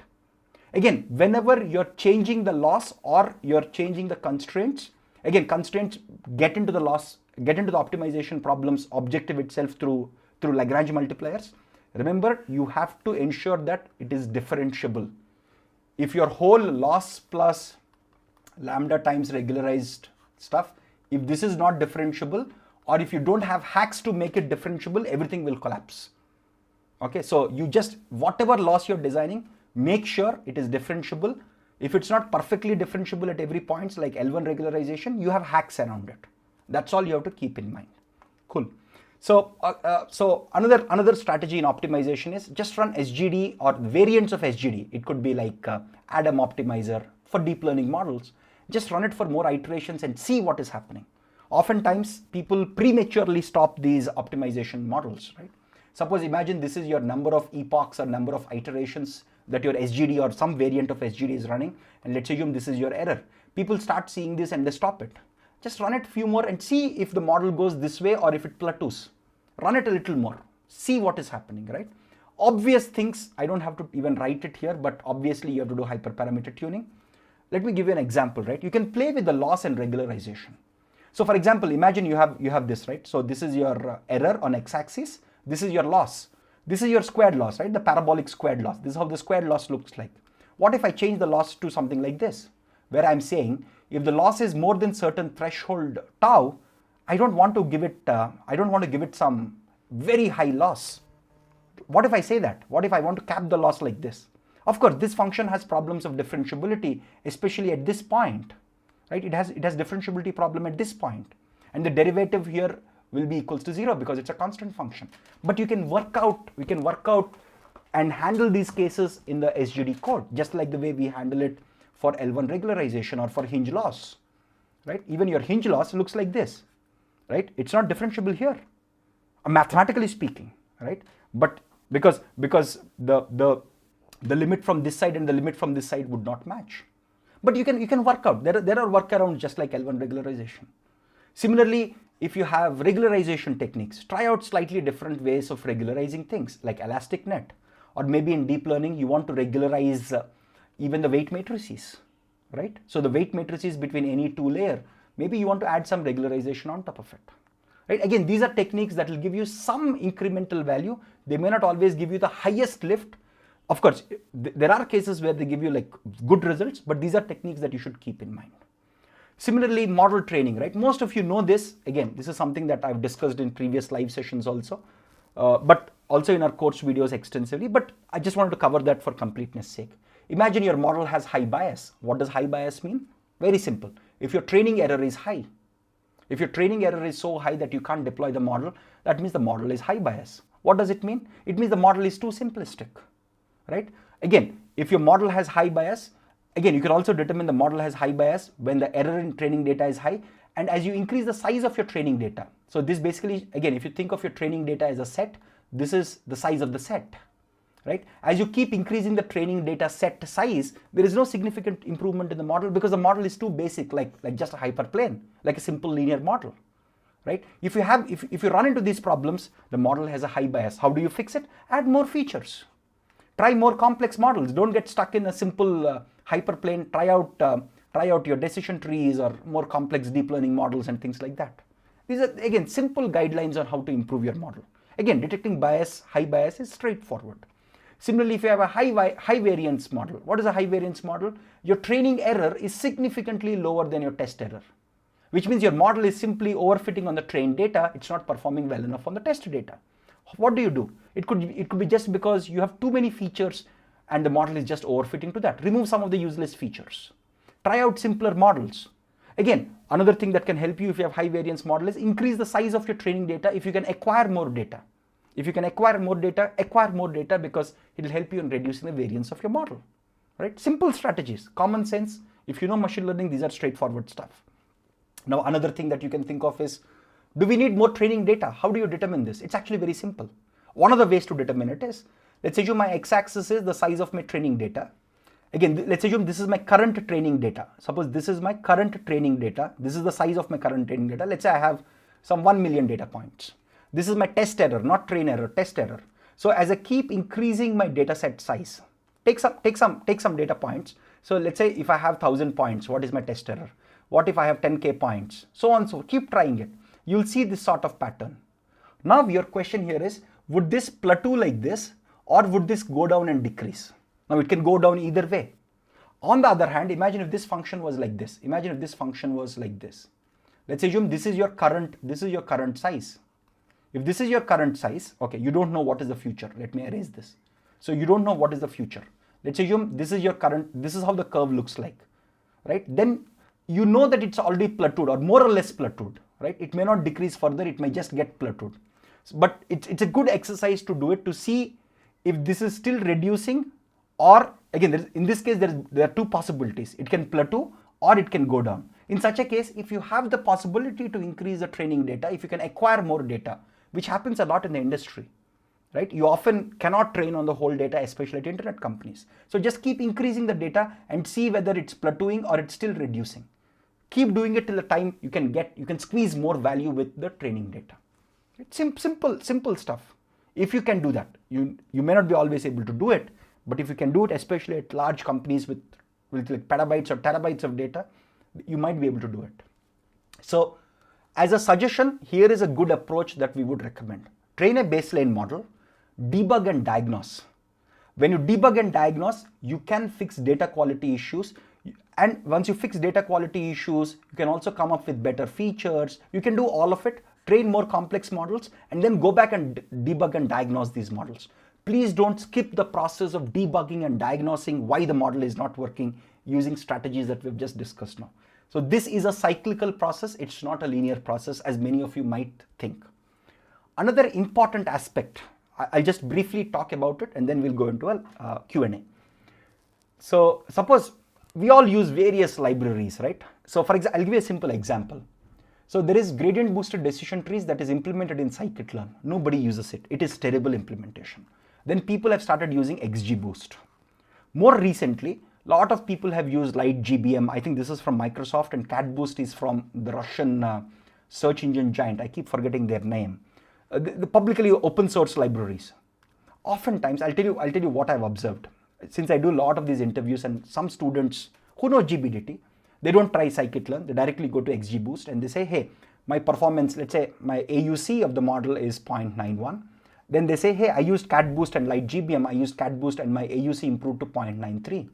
My quick question here is why? All of them are doing the same gradient boosted decision trees, right? Why? What is the difference between CatBoost and XGBoost? Why is CatBoost doing better than this? 95% of students cannot answer this. Again, I've done this even in interview questions at large companies and startups. Most people can't. That is unfortunate. Okay, so when you pick a code or when you pick a library to use, it's very important to understand how they do it. CatBoost does a lot of nice optimizations for categorical features. In our course videos, we explain some of this. We explain how XGBoost does a lot of internal optimizations to perform better than the classical GBDT. Again, if you want, here is a very nice article from 2008, which gives you an overview of how LightGBM, CatBoost, XGBoost differ from each other.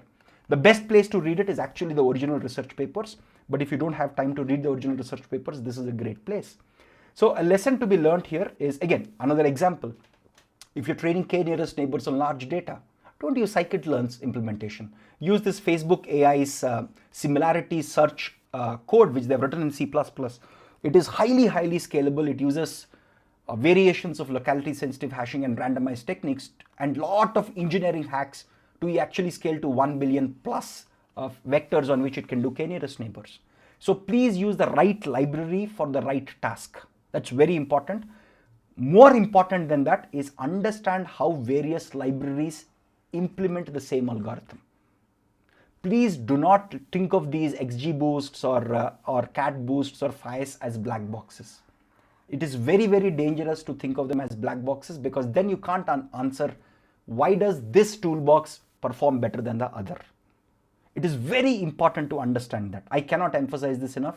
So again, for most of these good libraries, there are research papers that you can read. There are also technical blogs like this. This is a very nice blog. This is a slightly older blog, but a very well written blog. I can just show you this.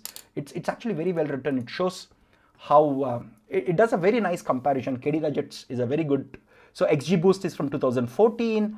Then LightGBM is from Microsoft, Yandex, yes. So 2017 again, Yandex, which is Russia's top search engine, they have open source CatBoost. Here, this technical blog, okay, let me just try to get a, okay, so this view is better.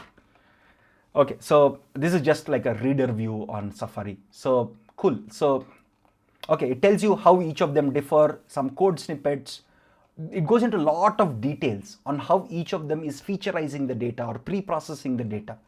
Again, this is the second best option if you don't have time to read the original research paper, right? And there is some code where they show one of these. If you have more categorical features, CatBoost works phenomenally well and things like that, right? So again, it also talks about some benchmarking. So how much time does it take to train these models? What all hacks are they using? Very well written blog. So please try to, again, if you just Google search for it, you would get this blog from KD Gadgets as the first blog result. If you just type XGBoost versus LightGBM versus CatBoost, this is the first result that you would get, right? So please understand how because by just changing the library slightly, you can get significantly better results, because these libraries, CatBoost is designed for categorical data. It does very good job, okay? So again, GBM has its own optimization, just the way XGBoost does some optimizations on top of GBDT, on top of classical GBDT that you see in the original research paper in the early 2000s. Cool. Again, this is not an exhaustive list of methods. These are just the most popular ones that we use ourselves. Again, I mean, it's impossible to compile an exhaustive list of methods. These are some of the techniques that many of our mentors, including myself, we have used in our day-to-day work, in our own experiences. So let's open up the table for Q&A now. Again, I went quickly because I wanted to spend some time on the Q&A itself. So let's okay.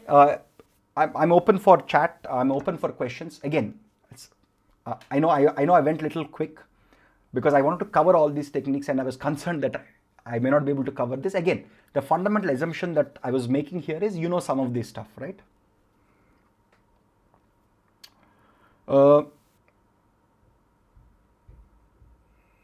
Okay, let me just go back a little because I believe some questions were asked. Is there a problem with the screen itself? What is SHAP? SHAP is basically Shapley Values Based Feature Importance. Again, if you're a course enrolled student, it's a live session that we did, I think, 2 or 3 weeks back. So how to use ablative analysis on text data? It's slightly tricky because it depends on the featureization. One simple strategy, if you're using something like Bag of Words or TF-IDF, is remove some words.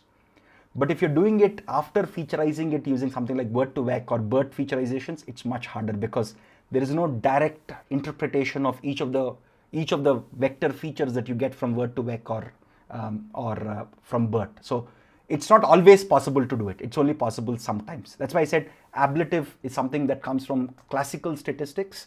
It can be used on modern stuff, but little harder. On images, you might say, how do we do ablative analysis on features? Just remove a part of the image. So take the whole image, break it up into a grid of smaller regions, remove some of them, and see how it works. That's another way you can think of. Again, there is a mix of classical techniques to state-of-the-art techniques that we have discussed. Not everything works everywhere, realistically speaking. Prateek, can AutoML take care of steps you mentioned? Unfortunately, no. So again, AutoML, there's a whole live session, I believe we did sometime last year about AutoML. Not much has changed since then. Okay, AutoML can speed up some things, but not everything. There is some value from it, but it is far from doing what a smart data guy can do. Not even a data scientist. Forget about a data scientist. Anybody who has that mathematical thought process or who has that quantitative thought process can easily beat an AutoML system. That's why you don't see AutoML systems winning Kaggle competitions. If they're so good, why are they not winning Kaggle competitions? Right? So we're still not there. And I think some of the hype of AutoML, which was very high last year, has slowly subsided because people have realized that it has its place, but it's not as big as what people claim it to be. At least some people, not all. Yes, Kirtesh, you can do diffusion-based methods. Again, that's something that some people do in some cases. But ask yourself this question: you're doing a diffusion-based modification or analysis followed by deep learning. Now, what if you don't do diffusion and then just do deep learning? Is there a difference in the performance? Right? That's very similar to error analysis that we've just discussed, right? Where you remove one part of the process. Right? We talked about parts of speech and then parse trees and things like that. So if you say, hey, I have my raw image, I'll do some diffusion-based method, and on top of it, I'll apply deep learning. What if you remove that? Is there actually a difference between having diffusion in the pipeline? You should do experiments on your data to figure that out before you have an answer to it. Okay. Again, there might be instances and data sets and problems where it might be helpful. There are other cases where it may be completely useless. So Rajesh has a nice question. So he says, how to improve the model performance in terms of time? So Rajesh, there are two types of time. Is it training time are we talking about, or is it the test time? But when I say test time, the time to deploy, the latency of responding to a query. If it's training time, train simpler models with fewer parameters. That's simple strategy. Or use a better optimizer. Instead of using stochastic gradient descent, use better optimizers like Adam, RMS prop and things like that. That's one strategy that works. If it's latency at the test time, right, which means you give a query point and you want the result fast. How do you do that, right? Again, you just do something like L1 regularizer if it's a simpler model and say, hey, all these features are not adding much value, let me just throw it in the dustbin, right? So you have fewer features so that your model can respond faster. Similarly, with deep learning, you can say, hey, there are so many of these weights that I can simply get rid of because they're not adding significant value. Again, you can do that by adding L1 regularization on your weights or adding sparsity constraints on your weights of weight, your matrices of weights that you have in your model, and say, hey, all the stuff that are really not useful, I just want to get rid of it. Then there is another strategy called as student-teacher models, right? So where you have a teacher model which is trying to build a smaller model called a student model, right? So this is I think this comes under I keep forgetting that name. It's called model simplification. There is some word for it. Model summarization. There is some keyword for that, where you train a bigger model and you try to replicate that bigger model into a smaller model. There is a word for it. I don't do it often, but you can do that to get a smaller model, smaller machine learning model, which will run faster. So smaller deep learning model, which will run faster. Right? So these techniques are possible. It's called distillation. Rudra, thank you very much. It's called model distillation. Right? So you can do the model distillation techniques in deep learning to again reduce the latency time. So it depends on what time you're talking about. Hey, thank you folks. Thank you. Distillation is the word. I was not getting it in my head. So Karan says, I'm doing the applied ML course and also preparing for GATE on the side. Again, simple logic, try to spend at least 3 hours on GATE, 2 hours on applied AI course. That's the only way you'll be able to finish both of them in the prescribed time. Most importantly, as you come closer and closer to the GATE examination, try to allocate more time for GATE, less time for ML. And it's a balancing act, right? If you want to do both of them, you have to spend more time, simple. For applied AI course, you should try and spend at least 2 hours a day or roughly about 15 hours a week for an average student. There are some students who finish it faster, but we recommend like 12 to 15 hours a week in general. For GATE, we recommend 3 hours a day on an average because GATE has much more syllabus in general. And most importantly, GATE also requires a lot of problem practicing and things like that. What is quantization? Again, what type of quantization are we talking about? Is it a feature quantization? I mean, one way of thinking about quantization, it's a very general term in science, right? See, if you have a real valued feature, you can bucket it and you can say this is one value, this is other value. So that's also a form of quantization, right? So there is no one definition of what quantization is. It depends on the context. This is one form of feature quantization. Can we use SHAP and LIME on deep learning? I think that's what I exactly mentioned in the live session, right? The best place where SHAP and LIME are most extensively used are on text data and image data. They're beautifully good there.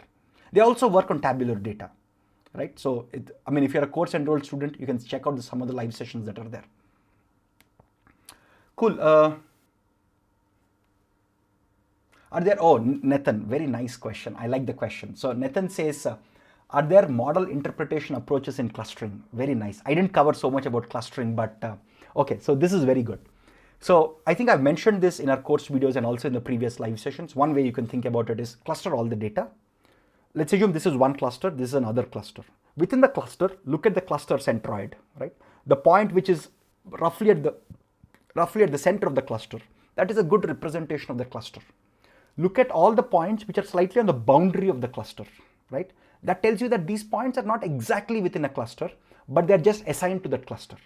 So the distance from the cluster centroid to any given point in the cluster tells you how much does the point fall in the cluster. Okay, you can do data analysis on that and say, hey, this point should not fall in this cluster. Something is wrong. So you can do the same analysis. Their error is defined slightly differently. In our case, in classification and regression, error is some difference between yi and yi hat. There the error could be thought of. Again, there is no actual error because there is no ground truth. You can have a proxy for error where you say the distance from the centroid to each of the points in the cluster, as it increases, this point belongs less and less to that cluster. So you can look at all the points which are on the boundary of a cluster and points which are very close to the centroid of the cluster. And that can help you do data analysis on clustering techniques. Very nice question. So Vijayan says, can you apply Lime and SHAP on time series models? Depends on how you featureize time series data, right? Oftentimes, again, depends on what your time series modeling is. If your time series modeling is like a sequence modeling, suppose if you're using a transformer or an LSTM model, yes, you can, because text is also like a sequence model, right? See, text is also sequence of data. So if you have time series data which is treated as a sequence of events or a sequence of observations, you can do that.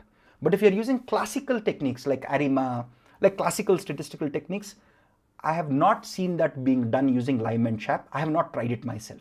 It may be possible, but I have not done it, so I can't comment on it. But if you treat time series as a sequence of observations, we do it with text is also a sequence of observations, right? So it can be done on text. So you should be able to do it on time series based deep learning models. On classical models, classical time series forecasting models, I'm not sure. I've not done it myself, but I'm sure somebody would have thought about it, number one. Number two is if you're using time series data, featureizing it using some window of time, right? Then it's just tabular data. You're converting time series data into tabular data and you're doing the rest of the analysis. Then you can easily apply Lime and SHAP. It's a nice question.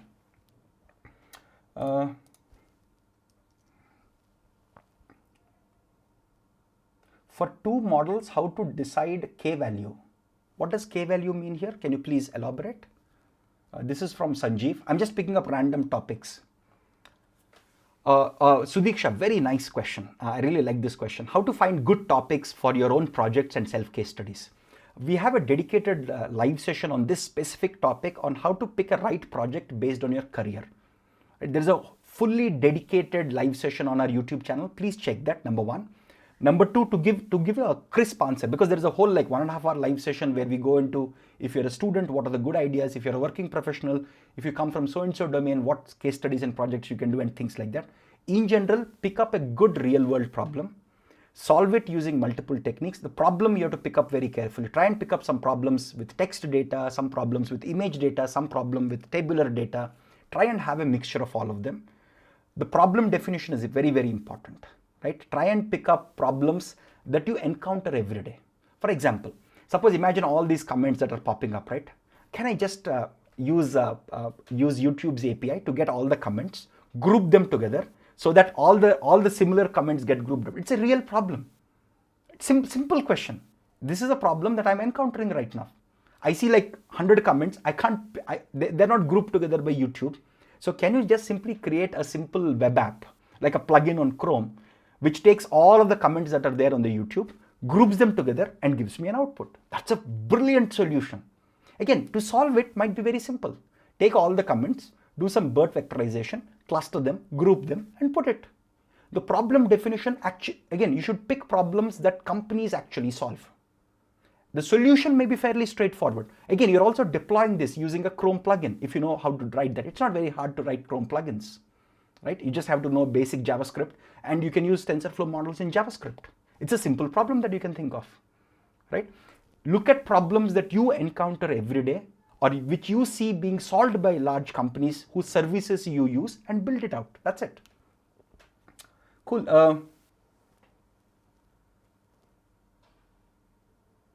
So somebody says Google recently launched TFX. How is it useful for MLOps? TFX has been there for a long time. TFX, which is basically like TensorFlow with pipelining. Now Google itself stopped using TFX because it's an older version for them. They've moved to Kubeflow.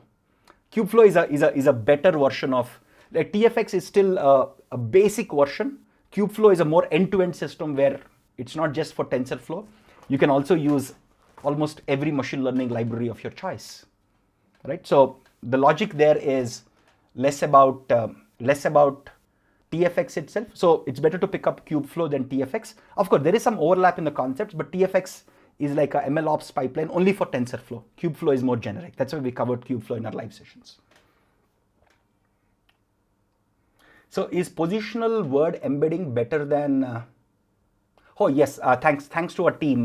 One of our mentors actually tagged the live session where we talk about machine learning projects. Thank you very much. It's pinned as a top result, as a top chat one. So just check that out.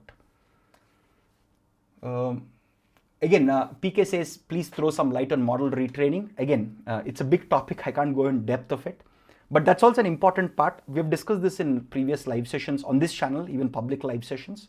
Like I believe there was an interview session a few weeks back where you talk about how do you decide when to retrain, right? You keep tracking the metrics. You look at if the new training data, if the new data is different from the existing data on which the models got trained. There are a bunch of simple techniques to compare data sets. If your model performance is falling sharply, you just trigger an auto retrain on the more recent data. That's what it is. If I have to summarize it in like 60 seconds, that's what it is. But there are nitty-gritty details in it.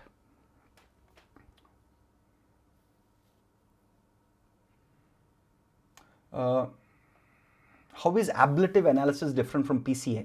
Again, PCA is trying to project data into the lower dimensions without looking at the class labels. It's not looking at class labels. It's only looking at variance minimization strategies. So PCA doesn't do feature importance, keeping the class labels into consideration. While ablative analysis is saying, hey, by just removing this feature or by adding this feature or by adding the ground truth values for this feature, is my model improving, right? So it's slightly different. So PCA does not take class labels into consideration. That's very important to remember. So this is from Prakhar, who says, how to spend 2 years during my MTech to become a data scientist. Is it good to join Applied AI course? I'm from IIIT Bangalore.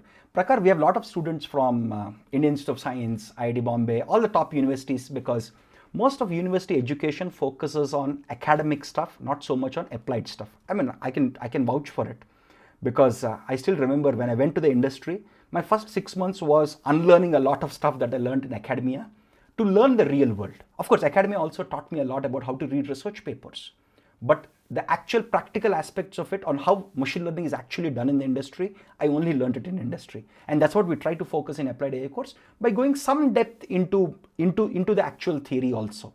So during your MTech program, my simple suggestion is this: learn all the theory, do your coursework well, but try and do good projects. Every 6 months, try and do 1 or 2 good end-to-end projects where, like a simple example I told you right now, right? If there is a flood of YouTube comments, can you build a simple Chrome plugin to group all the similar comments and show it to me in a nice interface? It's a very nice project, course project. It actually impacts, you can actually put it on Chrome store and tell people that, hey, I've built this.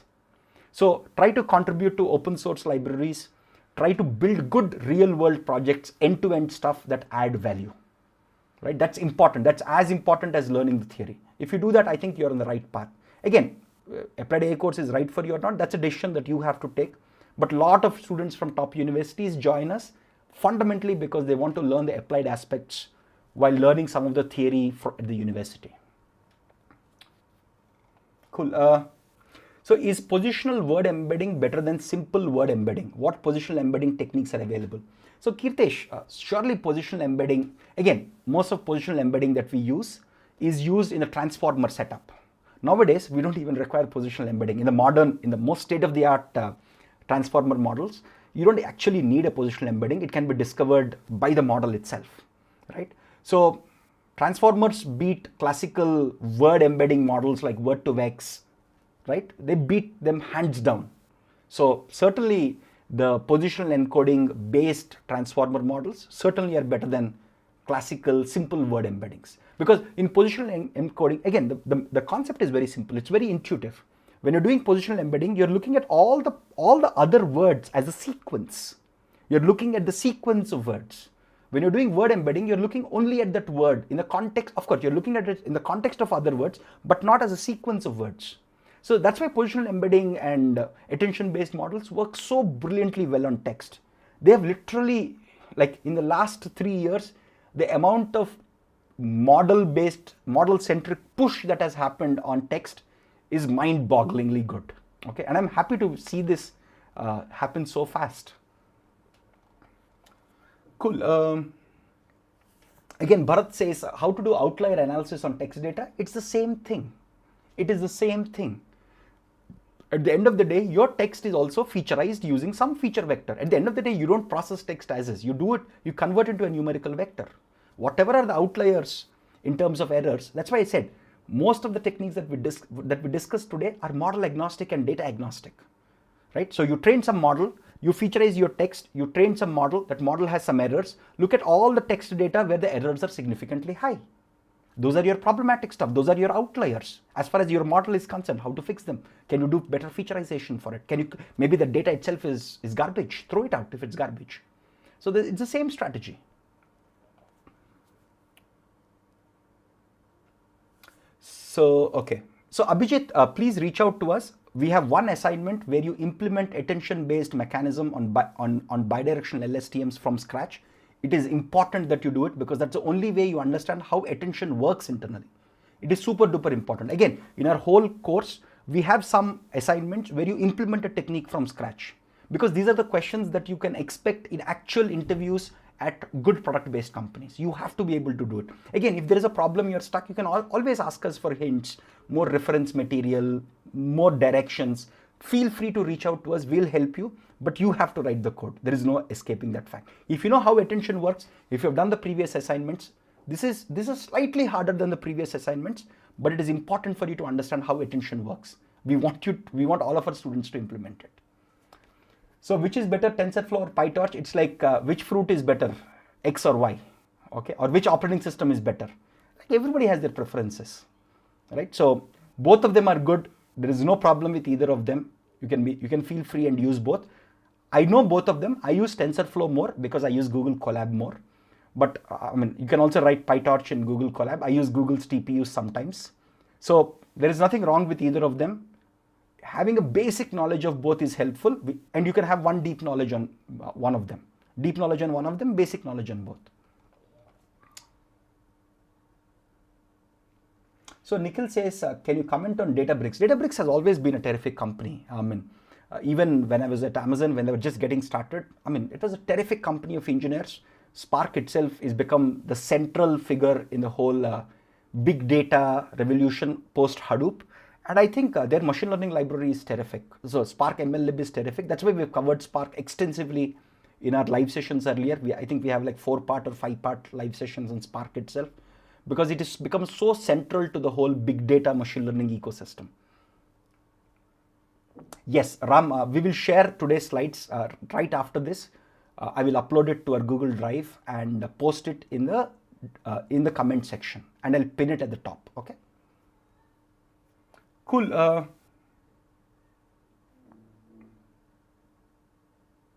there more modern clustering techniques as compared to classical techniques? So Nathan, for clustering of text data, the more modern approaches are featurizing approaches. So you use transformer-based models like GPT or BERT or some variation of BERT model to get featurization, and then you apply classical techniques like hierarchical clustering, DB scans, right? It's classical techniques. Because what adds most value is the feature vector. That has always been the challenge with text data. Just like with images, right? Pre-LXNet, images were processed. Like I've been through that journey where images were processed using classical image processing, classical computer vision features. Now nobody does it anymore. It's all some CNN-based pre-trained model with transfer learning. In most cases, not in all the cases. Similarly with text, if you're trying to use some clustering technique, use a classical clustering technique, but use a modern featurizer. That's how 99% of people do. Of course, there is some research on modern clustering techniques, but there is no significant value addition in doing that. So Sunandan says, do you plan to do a live session on Dockers and containerization? We've already done it. I think probably you missed it. So in the semantic search Q&A, it's a 4-part live session that we have done. We've introduced how Dockers work. There is a whole one live session where we explain the intuition of Dockers, how to install a Docker, how to do containerization, how to deploy a simple machine learning model on a Docker instance and things like that. In our Kubeflow live sessions that we've done in the recent couple of months, we have also talked about Kubernetes, because Kubeflow is built on Kubernetes, right? So where we have taken the learnings on Docker, then taught up. Again, we teach these concepts not from a DevOps perspective, but from an ML perspective. Imagine if you're a machine learning engineer who's trying to deploy your model on Docker or Kubernetes. We don't go too deep into the internal architecture of Kubernetes and Docker. Well, we explain the concept. Intuitively, we explain everything that's happening. We also show you code, but we don't go into how Kubernetes orchestrates across multiple Dockers. That is something that we do not have bandwidth to go in this course, because it's not a software engineering or a DevOps course. Okay, but we do that.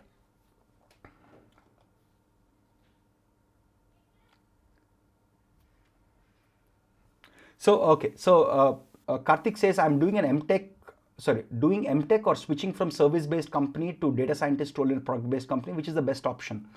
See, if you're planning to do a PhD and get into academic research, doing an MTech is a good option.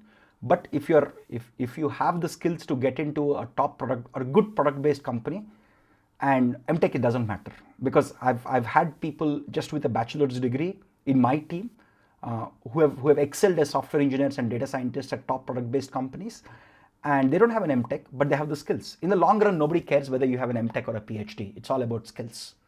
In the short term, if you do an MTech from a top university, certainly it opens doors to these good places, and you also learn a lot during an MTech, especially from an academic standpoint, especially from a mathematical standpoint.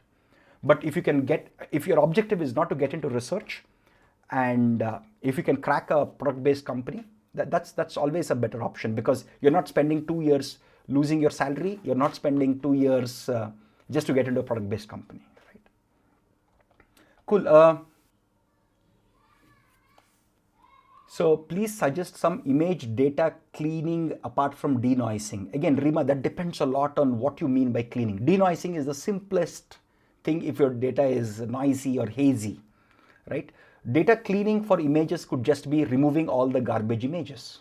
It could just be that it could just be getting rid of the human errors. For example, I'll give you a simple example on how you can do it. Suppose imagine you have a corpus of data where you have some, let's say 100 images of horses. I'm just giving an example here. And you pass all of them through a pre-trained deep learning model. You get feature vectors, cluster all of them. Look at all the points that are in the periphery of this cluster, not at the center, in the periphery, in the boundary of this cluster. Look at those points. Very often those points may not actually be horses, or it might be ponies, or it might be donkeys, or it might be other species which are very similar but not donkeys. You might want to remove that data just as a cleaning exercise. So you can use clustering to clean up data. A very simple strategy that I'm recommending here. So denoising being one of them. Denoising gets rid of all the hazy noise or a Gaussian noise, sometimes even non-Gaussian noise from the data, but not always.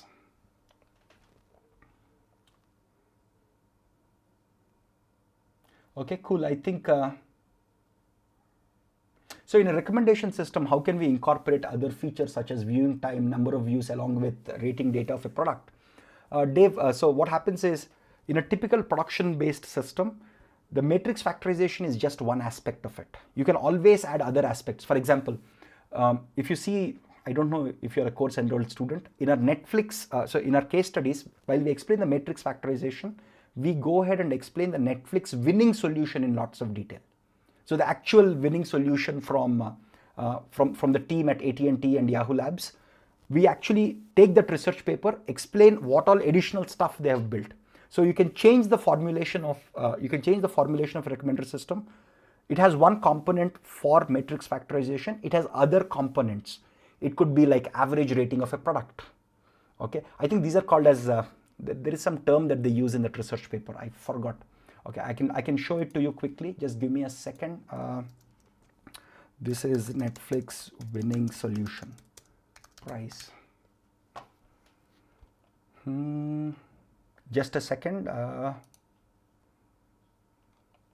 looking for the actual research paper.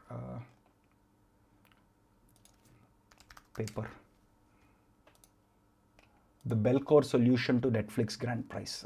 Yeah, this is from Yehuda Koren. Okay. Okay, look at this. Again, there is a better paper than this actually. There is a much more visually neat paper than this. Just give me a second. Let me try to find it. Not this, not this. I'm just trying to find the best. I mean, there is a paper that we discuss in our course videos in detail. Just give me a second. Let me find the prizes, progress, problem and data sets. Just give me a second. Let me just find it. It's been a while I saw this paper. The Netflix prize, James Bennett, sigmoid curve. Where is Yehuda Koren? So let me just type Yehuda Koren. Probably we'll get a better paper. It's a very nice visual paper. Let me see what is here. This is the paper. Yes. So this is by Yehuda Koren and Robert Bell, etc. I've been fortunate to be at Yahoo Labs and Yahoo Research at the time when Yehuda Koren was there, when this team actually won the prize and actually listen from them on how they built it. So if you look at this research, this is the research paper that we discuss in our course videos after learning basic matrix factorization. So this is your basic ranking, which you're doing as a factorization method. But if you go through this paper, there are also other. So this is your matrix factorization component. There are also other aspects that keep getting added, which talks about recency, which talks about the average rating for a product, average rating for a user. So all of that gets added. I recommend you read this paper. Again, there are a lot of these stuff like adding biases. How do you add human intuition to the model? Okay, so all this is there here. Again, the final, if I'm not wrong, the final model becomes like a complex model like this, where you're not just doing simple matrix factorization, you're adding all the biases, like what is the average rating of all the products across your system, what is the bias of the user, which means how good is this user, how good is this product in general. You do all of this whole stuff and you build the final problem is solved as a slightly complex model than just simple matrix factorization. So I recommend you read this paper. It's called Matrix Factorization Techniques for Recommender Systems by Yehuda Koren. So very nice paper. Please read it. It'll answer your question exactly. Again, this is something, if you're a course enrolled student, we have already covered this in the course videos. So you can just watch that. Yes, Dave, you can just watch it. You can just watch it in the course videos. So Rajesh, can you suggest any valuable ML, DL, PhD part-time programs for experienced folks? I know that Indian Institute of Science has a part-time PhD program. It's also called, I think, Industry Collaborated PhD. There is some word for it.